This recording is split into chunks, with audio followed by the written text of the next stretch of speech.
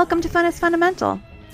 Fun is Fundamental is a podcast for those who realize that the enjoyment of life is about having something deep in our souls which lights our fire. It's for those who maybe have lost that fire and feel like they are missing out on the pleasures of life. In each episode, I will share recent fun activities and focus on why having fun is essential for good health.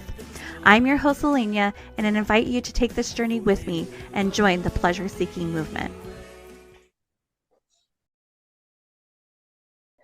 Good afternoon, I guess. Is it afternoon there? Good afternoon, Rich. How are you doing? I'm doing great. And it is afternoon here. I'm on the East Coast, so it is afternoon, 35 minutes now in the afternoon. It's still morning here because I am on the West Coast. Oh, okay. I'm forgetting where you. That's right. Yeah. You're on the West Coast. Yeah. So can you tell us a little bit about what you do and about centering prayer? Sure. Well, I have a website called, the easiest way to describe what I do is I have a website, and the website's called silenceteaches.com. So it's devoted to a practice called centering prayer, which is a wordless prayer. So when you think of praying, most people think of it as talking, maybe chanting, maybe singing. Praying can be anything, but and I do practice multiple types of prayer. But centering prayer is wordless prayer, where we're being quiet and letting God pray in us. We'll get, and as part of the interview, I'm sure we'll get into what is centering prayer and how do you do it. But essentially, I have a site called silenceteaches.com that's devoted to a silent prayer practice called centering prayer. It's wordless prayer where we're just sitting with God. Similar to, I have a book that came out over 2 years ago called Sitting with God, A Journey to Your True Self Through Centering Prayer.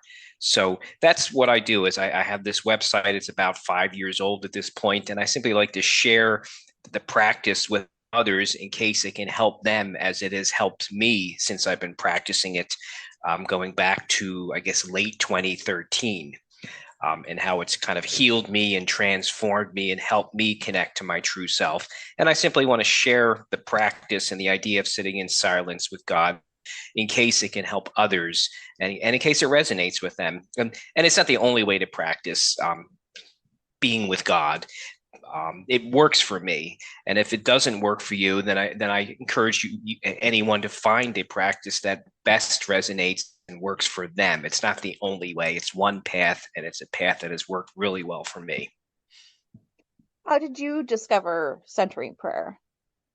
I was on Amazon. I was perusing in late 2013. I was perusing Amazon simply looking for a book to read, and I came across a book called Healing the Divide, Recovering Christianity's Mystic Roots by Amos Smith.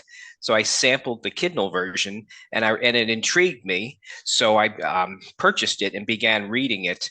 And I had been looking, and in his book, he talks about Amos, and he had been, up until that point, he actually had been practicing centering prayer for, I think, at least 20 years, even at that point in 2013. So it immediately piqued my interest. I liked the idea of silence. I liked the idea of sitting with God.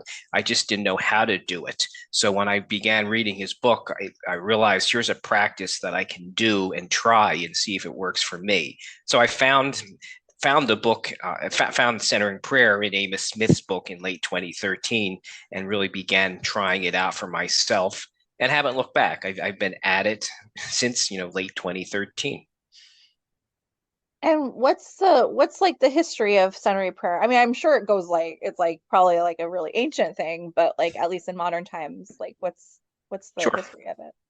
Right. I mean, the idea of being silent goes back, thousands of years. It goes back. You can think about the Old Testament, be still and know I'm God. It goes back to Jesus. We surmise that Jesus didn't just babble all the time, that he went off alone to be with God, or when he fasted in the desert, as we read in the New Testament, that Jesus was practicing some type of silent prayer, maybe centering prayer, I don't know, but some type of silent prayer. So the idea of silent prayer is thousands of years old. Centering prayer itself, the practice is about a 50-year-old practice. It was actually created by 3 Trappist monks in the early 1970s, so 3 Catholic priests. They saw that, and their names were Thomas Keating, William Meninger, and Basil Pennington. They saw that other groups were practicing silence, and it's skipping. TM, I think transcendental meditation. They saw a lot of that happening in the secular world, and they wanted something for the kind of the Christian world. And one of them, Father William Meninger, was reading a 14th century book called The Cloud of Unknowing. And as he read this book, and kind of a method of silent, wordless prayer seemed to pop out of the pages. So he began discussing it with the other two priests. And then they really began practicing what they called centering prayer in the early 1970s. They began teaching other clergy, and they began, more importantly, rolling it out to the public who could benefit from this type of practice. And then about 10 years later, the Contemplative Outreach Organization was created, which is really the main centering prayer organization. And they have a ton of centering prayer resources. They have groups that practice, whether at a physical location or via Zoom, really all over the US and internationally. And that website is contemplativeoutreach.org. So really silence thousands of years, a practice known as centering prayer, about 50 years old at this point, with a main organization called Contemplative Outreach, with their website with a lot of resources. And how does silent prayer and centering prayer differ? I guess silent prayer, you can think, they're really kind of one and the same. You can think of it as centering prayer is a practice, and there's various ways to sit in silence. So there's centering prayer, which we can eventually talk about how you do it. There's another practice created by a gentleman by the name of John Main, ironically similar, about 50 years old as well, called Christian meditation. That is another way of sitting in silence. Some people practice kind of the Jesus prayer, where they're reciting, Jesus, Son of God, have mercy on me. And they're sort of reciting that either out loud or just interiorly. So there's many different ways to silently, even though that actually ironically doesn't sound like it's silent, but I guess most of the time you're doing it interiorly. So there's just different ways of just sitting and being with God. You can do it with painting. You can do it with just taking a walk. So these are all practices that open us up to God.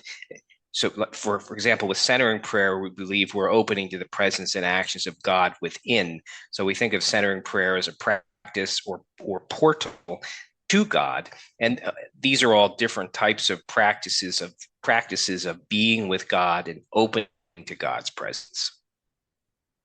So you wrote a book, Sitting with God, A Journey to Your True Self Through Centering Prayer. Why did you write the book? It's Amos Smith's fault. Now, I'm joking when I say that. I mentioned that I had read his book, Healing the Divide, back in 2013. And then I reached out to him on his website and just emailed him on his contact page. And we began a back and forth dialogue, because I just had lots of questions about what is this centering prayer? How does it work? What's happening? And we began a back and forth dialogue. We became friends. And then initially, this was before my site, I was working with him on doing some social media for him and just kind of working with him. And I had a meditation that went off of his site on one day, and then his normal meditation went off on a different day. And then at one point, he just challenged me and said, I have my book, and it's more, he currently isn't, but at the time he was a pastor. And he said, my book is more academic, and you seem to be really enjoying centering prayer, and you might be able to help ordinary people, non-pastor people, with the idea of centering prayer and how it has helped you and healed you and transformed you. So he encouraged me to write a book. So initially I thought he was crazy, because I had never written anything more than 5 or 6 pages in college. So maybe I was fortunate enough that I didn't have to do a whole lot of writing. But I kind of listened to him, and he said just what the centering prayer means to you, and how it has healed you and transformed you. And what does he also talked a lot about in his book, what he called the Jesus paradox, Jesus being God and human at once. So he said, just think about centering prayer, think about this Jesus paradox, and write down sentences that come to mind. So I did, and shot him back an email. And then he said to me, this was like in early 2014. He came back and said, there you have it. Those are the chapters of your book. Go write.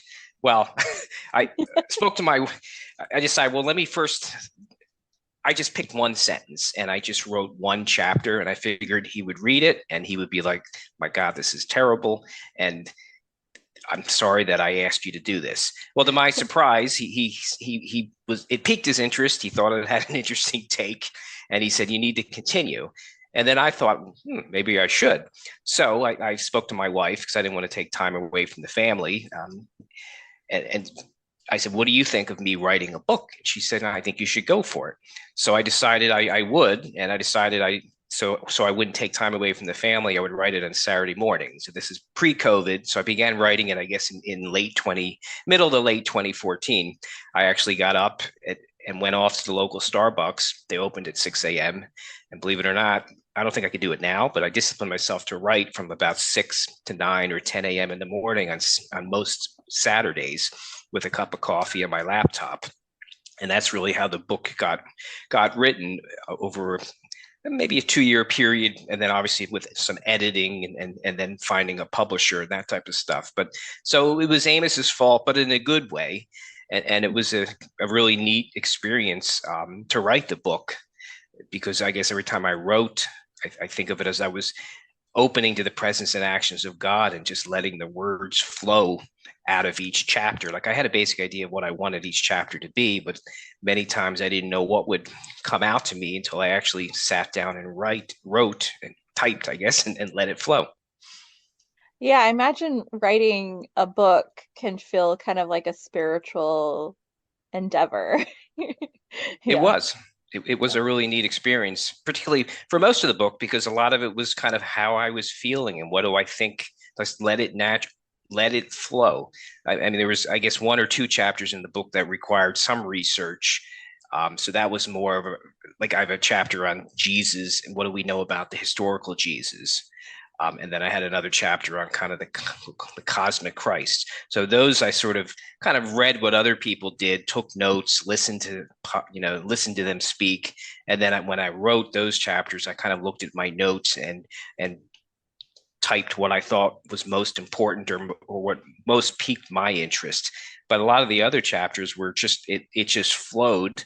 Or if at any time during the day, something would pop in my head and I'd be like, oh, that's got to go in the book. And I would just jot it down and in my iPad in the notes section to save for when I do write.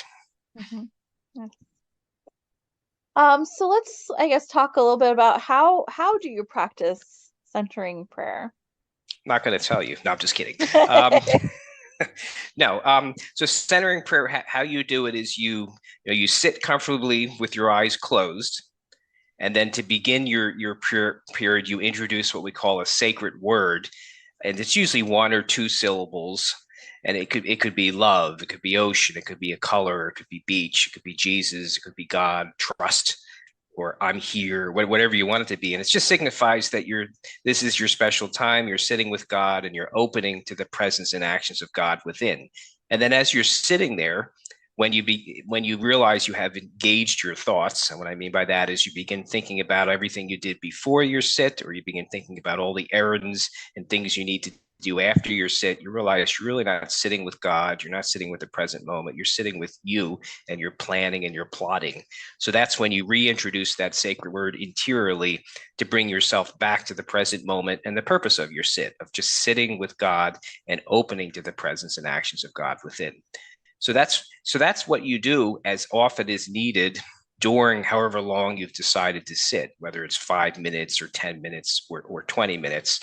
And the only other thing I'll say is you don't use that word as a mantra. There are mantra practices where you're saying it interiorly over and over again. In centering prayer, you're just using it when you realize, there I go again, and I'm engaging my thoughts. So sometimes you naturally say, oh, you catch yourself and you don't need your sacred word. Other times, all of a sudden you realize, there I go again, and I'm daydreaming or thinking about an upcoming vacation. But that's what you do for as long as you need, when you need to, for as long as you decide to sit. So it sounds simple, but sometimes it's not so simple just to sit silently with yourself, because things come up that maybe you don't want to come up, or it just can feel like an eternity and you feel like I should be doing something productive instead of just sitting here. Yeah, for sure. Yeah, I've definitely tried meditation for sure, and that there's definitely times where you're just like, "Doo-doo-doo, what am I doing?" Like, yeah. So I feel like anyone who has like just been at the beginning of a practice, a meditation practice, or anything similar to that, recognizes all of the pitfalls that like kind of you get into at the very beginning. So yeah. How did you get started? Like how long did you do it and things like that when you first started? Sure. And so before I discovered centering prayer in Amos Smith's book, I still was sitting in silence because I had heard that silence was transforming and powerful. I didn't know it. So I would just sit and I would try it for 1 or 2 minutes. And it was brutal and painful, but I had heard it's powerful and transforming, and I just need to keep at it. So I'm thankful that I came across centering prayer because it made it easier to sit in the silence rather than just sitting there and not knowing how to keep myself in the silence and how to keep myself in the present moment. When centering prayer, you used your sacred word, and that helped me stay in the silence. So I think it made it easier for me. So Mhm. I began practicing it more faithfully, I guess. And I don't know what's magical about the date, but June 2014, I decided I really wanted to take this practice seriously. And I would try to practice it twice a day, up to 20 minutes each day, which is what the contemplative outreach organization recommends. They recommend to benefit from this type of practice, try to do it twice a day and try to do it for up to 20 minutes, because which makes sense. It can take up to 20 minutes to really declutter your mind and be calm and be peaceful. It's kind of a neat thing they say like the first sit is for maintenance, and the second sit is transformation. So Hmm. I think just the idea of 2 sits a day can really help you and benefit you. Hmm. So that's kind of how I began, and I guess what I would encourage anyone though is just to take baby steps. So if they've never practiced at all any type of sitting in silence, I would suggest maybe start with 5 minutes and see how it goes. And that's what I do. Like when I teach it in front of church groups or other groups that might ask me to talk to them about it and have never been exposed to it, I'll teach them how to do it, and then we'll just do a 5 minute sit together, just so they can get used to it. And most people will say it wasn't that bad. The 5 minutes wasn't as that bad, and it wasn't as painful as they thought it was going to be. But take Hmm. baby steps, and then slowly work the time up to 20 minutes if you can. Yeah. And so is that your practice now, 20 minutes twice a day? It pretty much is, but sometimes I flex it. So there's like when work was really busy a couple of years ago, I actually shifted the practice and realized I needed more silence. I needed it helped me get through the day. So my first sit was about 20 minutes, but then I had 2 other sits, but I just shortened each sit. So those were like 10, about anywhere from 7 to 10 minutes each. And I would do one like right before lunch, and then I would do another one 2 or 3 hours later. And I found that I needed I needed those two rather than one pauses in the afternoon, kind of to help me get through the busy, hectic time. Um, Hmm. so that's the only thing I recommend is look at your life and put the sits where they belong. So for me, I love starting my day with a silent sit. It kind of prepares me and starts me for the day. And then my second sit, right now, I'm pretty much doing 2 sits a day, but sometimes I flex it and do two in the afternoon and shorten each one. But those sits kind of reset and refresh me. So I've worked for 4 or 5 hours on a work week that it is, and I'm fortunate that I can work from home. It's a nice pause, it's a nice reset and restart and re-energize me so that I can finish the day as strongly as I started the day. Hmm. What benefits have you gotten from doing centering prayer? I guess, yeah, when I look back at myself, so if I compare myself pre-centering prayer and post-centering prayer, I'm definitely a much more confident person in myself versus after centering prayer. and some of it isn't some of the things I'm doing. Like I published a book of, the book, I guess it was about 280 pages or so. So the idea of that's a lot of pages to write. And so I'm confident that I can do a major project like that. I've done a ton of I've done over 100 podcasts. So in the beginning, I was scared to do the podcast.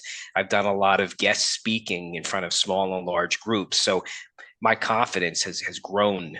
And in my day job, the confidence in my day job and ability to do it and figure new things out and speak in front of people and give presentations it has improved. So confidence, definitely. To kind of more of a inner peace and calm, or an ability to, even if there's chaos, to stop, slow myself down, and become more calm and peaceful again, so I can get through whatever the task is that seems chaotic at the time. I think I'm more willing to listen to people rather than jump to when you listen to someone, many times you're thinking about what you're going to say rather than listening to them. So I think I'm better just listening to people and then reacting. Or sometimes you don't need to react. They just want to know you're listening and you just acknowledge what they've said. So I think I'm better at that. And then maybe two more things, an excitement for life that I didn't have before. Not that not that I did not enjoy life, but I'm kind of more open to life and what it brings to me, and accepting it and going with it. And the last thing is just nudges to get out of my comfort zone and try and do new things, which are many of the things I'm doing as a result of my practice. None of them were on the radar screen. So having a website, publishing a book, writing a second book that I'm in the middle of doing, speaking in front of small and large groups, that type of stuff. None of that was on the radar screen. And so I'm just a lot of nudges to get out of my comfort zone and try and do new things. So a ton of neat fruits. Yeah. What's your second book going to be about? The second book is going to be about kind of how centering prayer can help you deal with the daily news, whether that's what you're seeing in the media, and I don't want to even confine it to, like, obviously in the media, all kinds of stuff, from COVID to post. I don't know if I want to call it post-COVID, because we're kind of still in COVID, but in a different COVID. So in post-COVID to any of the terrible crimes we're seeing, or shootings we're seeing, or inflation, or changes in the workforce, and jobs being outsourced or overseas. But I think it's even more than that. It's just dealing with our own daily news of what can come up in life, and how a practice such as centering prayer can help us cope with what the headlines are telling us, but can also help us cope with our own lives and things that happen in our own lives. So a lot of that will be in the book. So it helps with existential dread, because that's like how I feel like when I watch the news. I'm just like, yeah. Everything is imploding. Yeah, right. Sometimes I remember when COVID first started. Finally, I had to stop, because it was so depressing, and you had to think, well, what action can I don't want to freak myself out. I need to listen and understand what's going on. I need to do some of the things to keep myself safe and my family safe, but I can't keep reading the headlines of unfortunately all the people that are passing away and all the things that are happening. I can't keep reading this and just scaring the heck out of myself. So I stopped. Sometimes you have to stop watching the news and stop reading it, because it can become very depressing. So you have to. Centering prayer kind of helped me, let go of what I can't control and hone in and focus on what I can control, and what actions can I take based upon the current circumstances. Sure. Yeah. I think that's a really good self-care, is like to have that boundary of like, like how much can you take in, and like what should you be consuming, for sure. Yeah. Right. Is centering prayer only for Christians? No, I would say anyone can try it, and that's what I like to tell people. So yes, it was created by 3 Trappist monks, 3 Catholic priests. But the neat thing about that, the organization Contemplative Outreach, is they do a lot of kind of interfaith work. So they're talking with people of all faiths. And I like to tell people, anybody can practice centering prayer. Anybody can sit and try the practice as I described it wherever they are and whatever they believe. If they believe in God or don't believe in God, they can sit with and open to the presence and actions of the universe, of spirits, or of maybe they don't even know what they're doing other than they're just going to sit with the present moment and see what happens. So that's what I share with people. Anybody can try centering prayer. I mean, for me personally, I think of it as when I do my practice, I'm letting God pray in me, and God's praying in me the actions God wants me to take, and God's praying within me what God knows I need, whether it's inner peace or calm or wisdom or strength.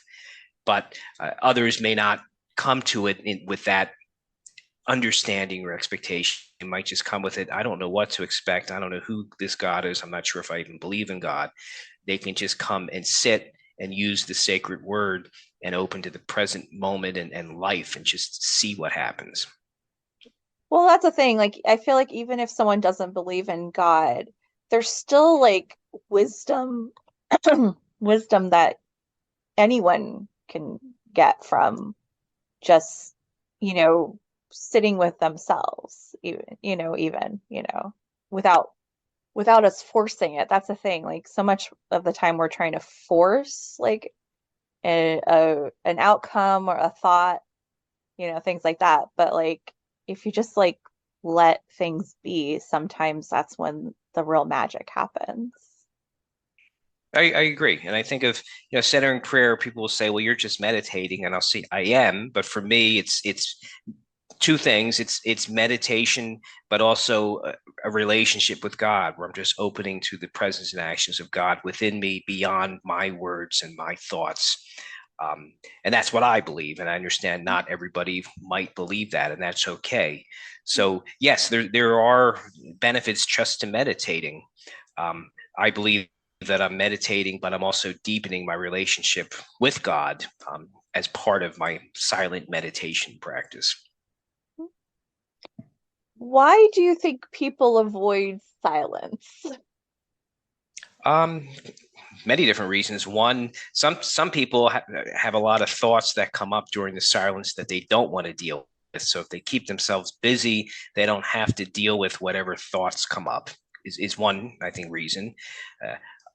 Another reason is perhaps they fear God, or they don't know if God loves them, or their version of God is a God who doesn't like them. So the idea of sitting with this God could be very scary and daunting.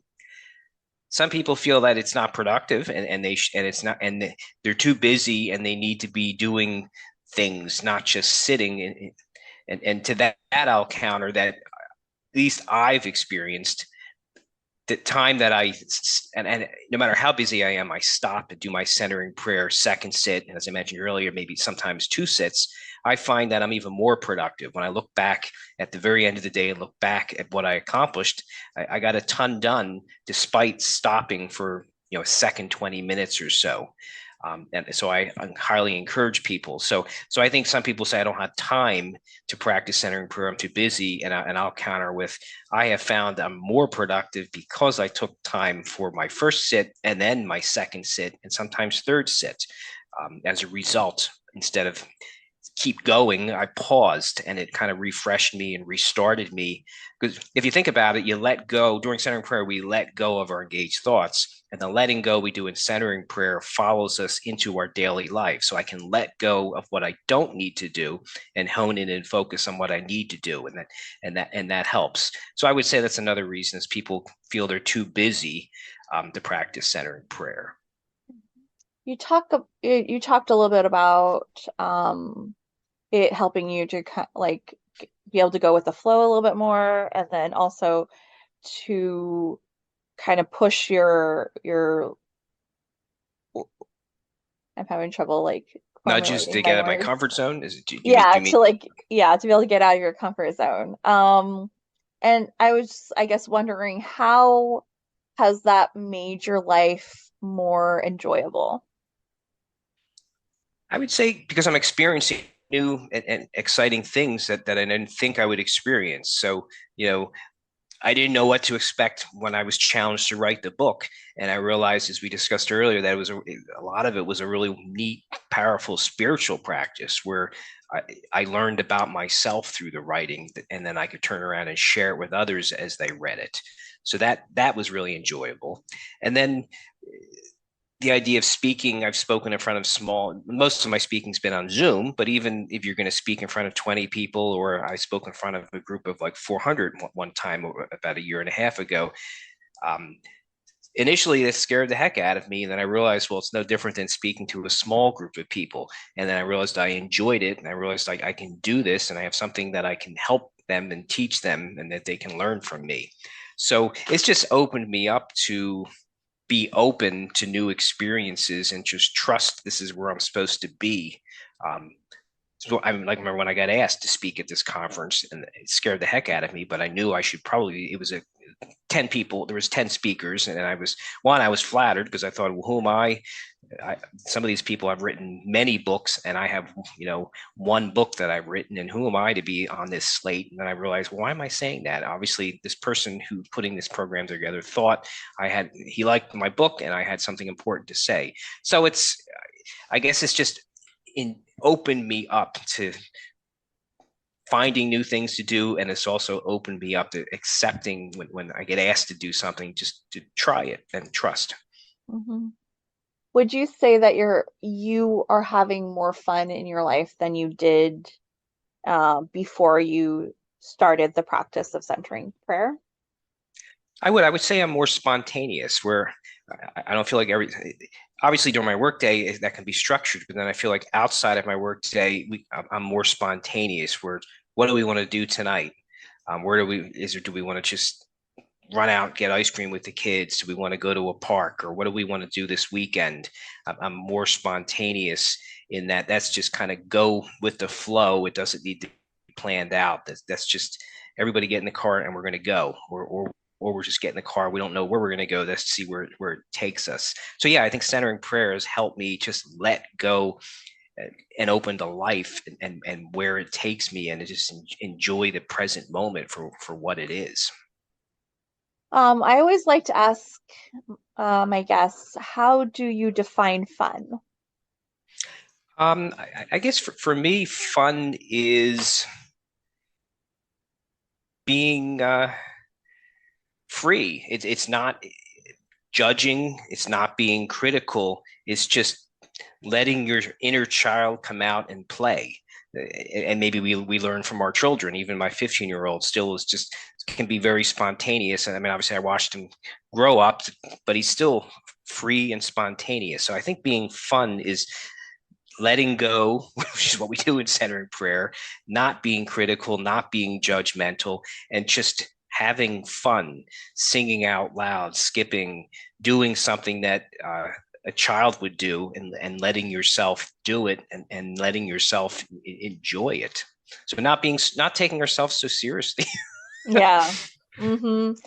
Adults, yeah, are so serious so much of the time. Yeah. Agree. And sometimes I gotta stop and inject and anything and inject humor. Even during the workday, I work with clients, and where appropriate, we can interject humor and have fun. So we can have a very serious discussion, but then have some fun to loosen up the mood, and interject a quick zap of humor before we go back to the topic. Mm-hmm. Well, yeah, people feel like work has to be 100% like serious and things like that, but people enjoy like their work so much more when they can have a little sense of humor and a little, just like little bursts of fun, kind of. Yeah. Agree. So yeah, I think so. I think like a practice such as centering prayer helps us let go, and allow ourselves to have fun, allow ourselves to be a child, allow ourselves just to do something we think of as childish, but it's not childish in a bad way. It's just a way of just relaxing, letting loose, and having enjoying the moment. Mhm. Yeah, I think that people mistake having fun as being something that is childish, but I think that all humans need to be able to have fun. So, yeah. Right. I think of my mom. She had two friends. This goes back to when I was a young child, and I remember the two women's names, and they had wonderful senses of humor. And the way I remember the waiter did not understand them at the time, and but it was we were at a Chinese restaurant. This is going back, oh my God, 45 or 50 years. And the Chinese waiter at the end, asked everybody, anything else you need? And she goes, one large elephant to carry us all out of here. And he didn't know what to make of that, and we all broke out. Like, she was just funny. You never knew what to expect out of the one woman's mouth, and Yeah. and he didn't. Well, he had no idea how to react to that, and she was trying to explain to him she was joking. She didn't mean he needed to go back in the kitchen and get an elephant, but so she just was a fun person. Yeah. I mean, that is a good reaction, a good response to it's like, well, if you have this, right? Yeah, that's great. I also like to ask people what their play personality is. There are 8 play personalities according to the Institute of Play. Okay. It is the Joker, the kinesthetic, the competitor, the storyteller, the collector, the explorer, the creator, and the director. And these are, give me the question again. I was writing these categories down. Play personality. Play personality. Yeah. Okay. And people can be more than one. I consider myself Right. to be 3.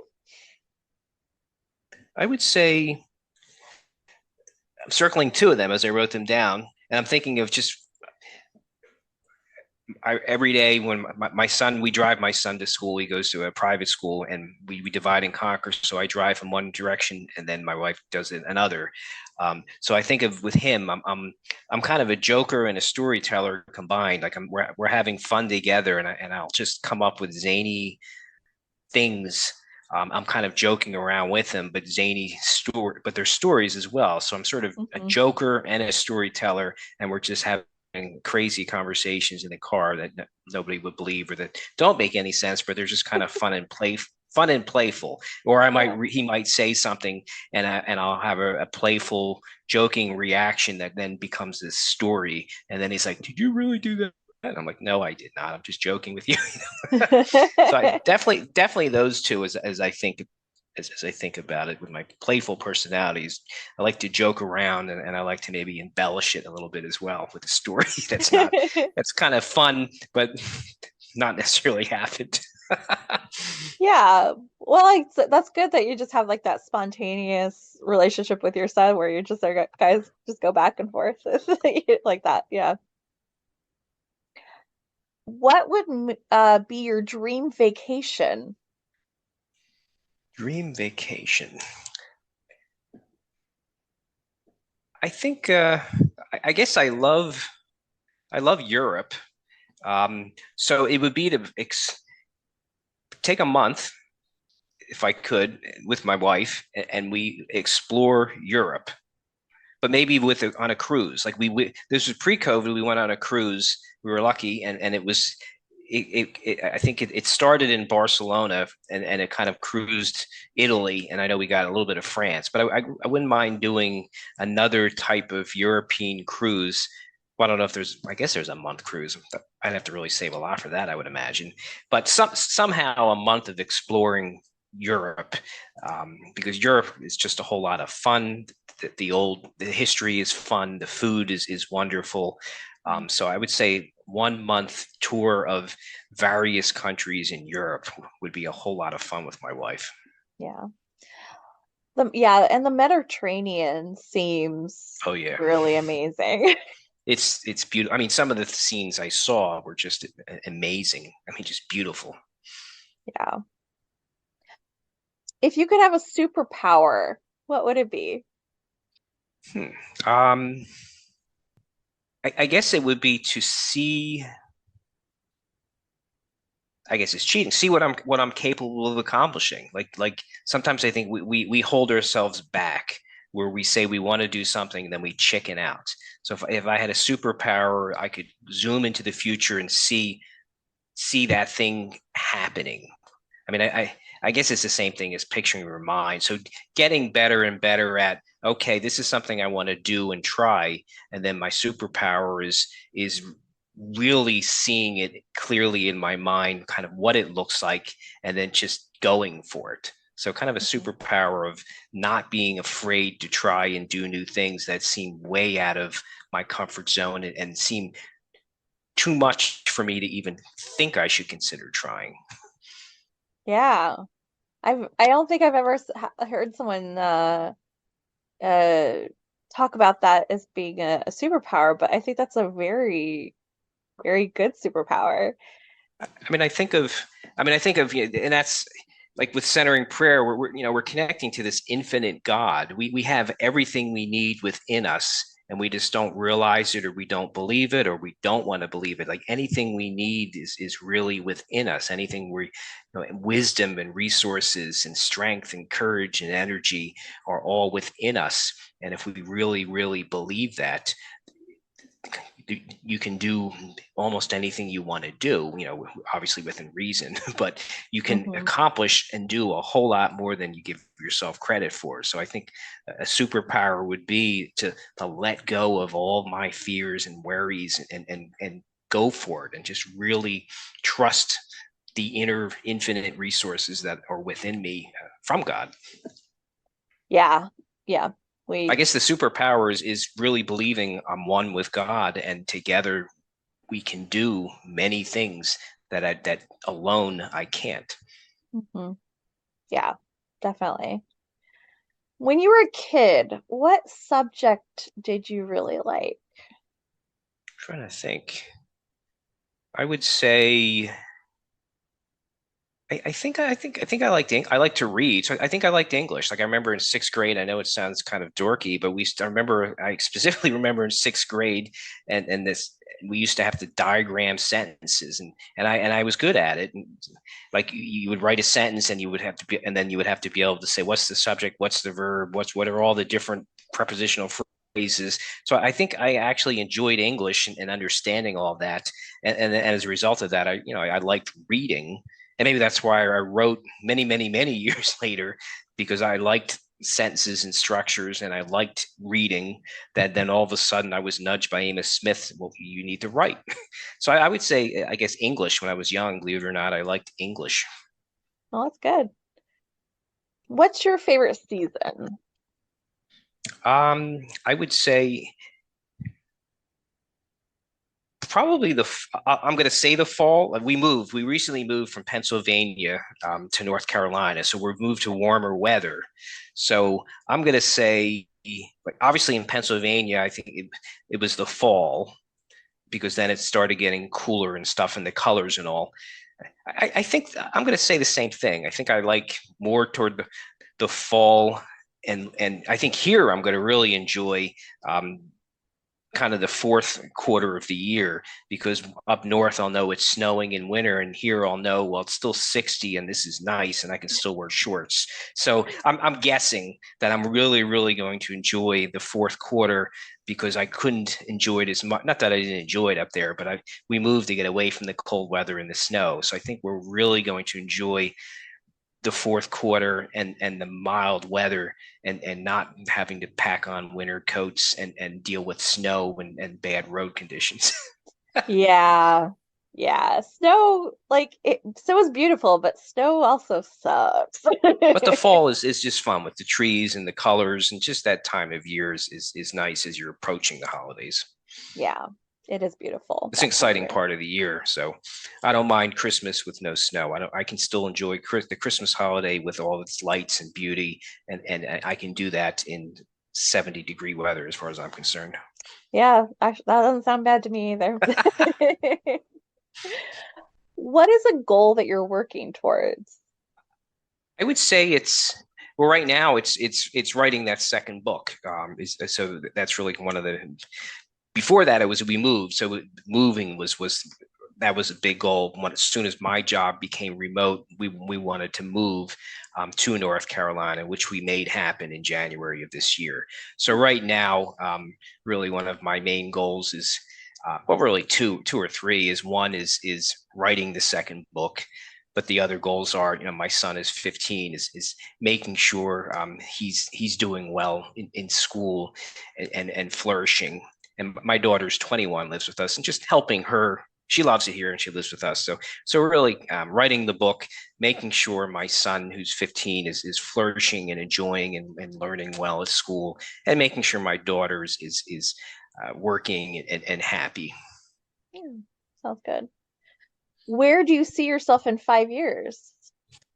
5 years, hopefully still in this house, which we love. So I'll still be working my day job, but I guess I see myself with the third book written. Hopefully I'll have had 3 published books. So I have the one book, and hope the second book will be published. So I'm highly optimistic that a third book idea would be in there. So I see myself with 3 books published. I see myself with more coaching clients, and I see myself with more speaking opportunities that just naturally come up because people have read my books and find them interesting and want me to speak in front of them. So probably more speaking opportunities and 3 published books rather than just the one. Nice. Yeah. What's something that's making you happy this week? My granddaughter is here, and maybe we mentioned this before we began recording, but my granddaughter is 7. My wife flew up to Philadelphia yesterday to meet the mother at the Philadelphia International Airport, and then she jumped back, went back to the airport and got on a flight a few hours later. So that I'm really looking forward to. My granddaughter's here with my son. We gave my son the day off today. Don't tell the school that. And they're having fun, but I'm just looking forward to just enjoying a 7-year-old granddaughter bouncing around our house this weekend through Sunday until my wife takes her back home on Sunday. Yeah, that'll be really fun. How about some word associations? Okay. What do you think of when you think of fire? I think of being inspired and being on fire with desire and to do things, to set new goals and to set exciting goals. So I think of it as kind of igniting and a passion within you and going for it. What do you think of when you think of money? That many good things can be done with it. The more you make, it's not because you want to just be loaded and have. The more money you have, the more you can serve. You can help people in need, and you can help your own friends and family. So I think of it as it can serve people and provide much needed support and help for the community as well as your own friends and family. Yeah, definitely. What about beach?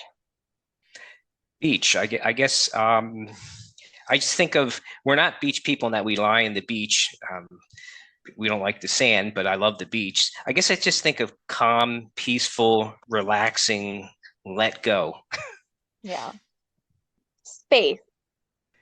Space. That's a good one. I guess I would say the enormity of God, and that the God is in the smallest particle within an atom, and God is in space and in the universe that they tell us is expands. So I think of a cosmic God that's forever expanding and limitless. Dance. Dance? Yeah. Is that what you said? Yeah. I would say it's just let go and have fun, whether you think you can dance or not. So just kind of let go, relax, and be spontaneous. Home. Home, I would say relaxing, comfortable, where I belong, where I feel I'm using the word home, and where I feel at home and Yeah. comfortable, and it's a natural place that I belong and return to for inner peace and inner calm and relaxation. Tree. These are good. I guess and our backyard, we have kind of about a half an acre, most of our properties behind us. So we have kind of grass and then a slight hill, and then we actually have some wooded area, and there's a lot of trees. So I sit out back and I just look at these beautiful trees. So I just they just bring me in, or it's like my little oasis of just sitting out back and looking at the trees and the leaves, and it's just so beautiful. And I don't need to do anything else except just sit there, and I'm with my wife or my daughter. So I guess I just think of kind of an oasis of peace and calm. Yeah. All right, last one. Light. Light. I guess I would think of it as, it helps us see things that maybe we don't always like. We need the light, put the light on something is help us see something that we didn't see before. And maybe it was in the dark, but now that you can see it and experience it and see its beauty. So I guess just seeing things that we missed their beauty before, and because it was dark or we weren't even looking at them in the right manner. So just being able to see the beauty, the natural beauty around us, or hear the natural beauty or sound, like taking a walk at night, whether it's even when it's dark, there is some light, and just noticing the stars, noticing the clouds, feeling the wind blow on you, feeling the ground on your feet, just letting everything come alive. Yeah. How about let's do two truths and a lie, and then Okay. go. I like this because it gives people the opportunity to tell me a story. So I'm a big fan of this. All right. I'll give you a second to think of your two truths and a lie. Oh, okay. So I have to.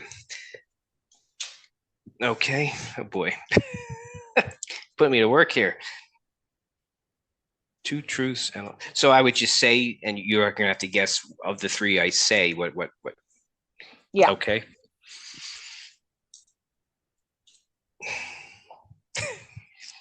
Hope I'm not taking too long. I guess I don't like to lie, but I know it's a fun lie. I guess I've been to, and I'll write these down so I remember them. I've been to Moscow 5 times. I love corn. And one more. Are you supposed to guess? Is that what you're going to do? Or yeah. Okay, so I've been to Moscow 5 times. I love corn, and I like to go to bed late.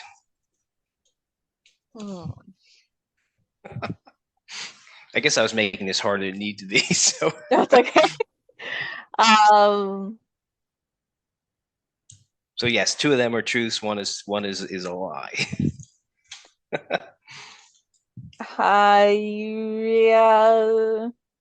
I don't know. You haven't been to Moscow 5 times. That is true. I've been to Moscow. 2 of my children are adopted. So and they're both from Russia, different periods of time. So I was in Russia in 1998, and then I was also in Russia in 2000 and 2001. Believe it or not, I think it was 5 times total as a result of the various adoption processes at the time. So that one was true. Never thought I would go to Moscow 5 times, but yeah, but for good reason. Yeah, exactly. What can you tell me about Moscow?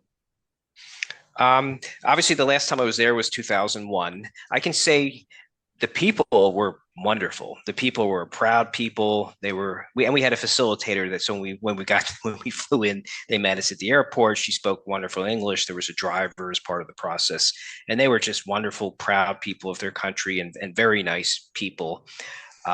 So that was neat. And the sad part was to see some of the conditions that people were living in. Poor country, and some of their living conditions, but the people were proud people, and very nice people. So you might see the news and see one thing, but they're people just like the rest of us. So that was kind of but a very different way of living, and a very, like, when we did the adoption stuff that we had to get done, in order to get things accomplished, you use bribes as part of the process. I didn't bribe Oh. anybody, but for example, we needed, passports, and we needed for the child, and we needed different things done. To get them done more quickly, you were giving them boxes of candy, you were giving them bottles of vodka, you were giving them money on top of what it cost. So that's how it worked. Maybe it's still the same way. This is 20 plus years ago, but the system worked with bribes, and even it was a formality, but we had to go to court, and there was a prosecutor that would ask us questions, and they told us, don't worry, it's just a formality, and they're not going to deny it, but it's a court, and there'll be a prosecutor. And even the judge could tell we were nervous, and he was very serious, and then he looked at me and he winked, and I looked at my wife, and did the judge just wink at me? And he was just trying to tell me, relax, you're fine. But after it was all official and we adopted, I remember I think it was Ben. It was our first son. I was told to take a bottle of vodka and go into the judge's quarters and thank him and give him a bottle of vodka and cry if I could. Well, you never would do something like that in the U.S. Yeah. So it was just like just a different world and a different way of doing things. Where can you imagine doing that here? Like going into you wouldn't even get into the judge's quarters, but can you imagine going into the judge and giving him a bottle of whiskey after some court favor went in your favor? So Russia was a very unique experience, a very different way of life. Mm-hmm, definitely. Even though it was 20 years ago, it's probably possibly still the same. Yeah, I wouldn't be surprised if it's still very much the same. Yeah. But yeah, I mean, you can never judge the people of a place based on their government, No, they were very nice people, and then the facilitator was wonderful, and the driver didn't speak a whole lot of English, but she was just fun. I mean, she had a Mercedes, it was a tank, and she looked at us and goes, Russian tank. She was just so funny. And then, I remember we got in a car and we were driving to the hotel. This was the first day, and I remember her all of a sudden pulling the car over, and she goes, get out of car. I'm looking at my wife. I'm like, are we getting thrown out of the car on the highway? I'm like, we're not moving. Just stay here. And she kept saying, get out of car. And we didn't know what she was saying. There was a beautiful church, and she wanted us to take a picture of it. Then we realized she was like, take picture, hurry up. So then we realized what she was doing. She wanted us to take a picture of this beautiful church. So she was being very friendly, but at first we thought we were getting thrown out of the car. But then, because she's like, get out of car. I'm thinking, oh my God, I'm not getting out of the car. And then she's like, take picture. And then I said, now I get it. She wants us to take a picture. She's not going to leave us here. And that's exactly what so she was just a whole lot of fun with the limited English she spoke. You're going to abandon me in Russia? What? Wow. Yeah, that's quite an experience. Okay, I still haven't guessed which one is not true. You don't like to go to bed late. That is, I don't like to go to bed late.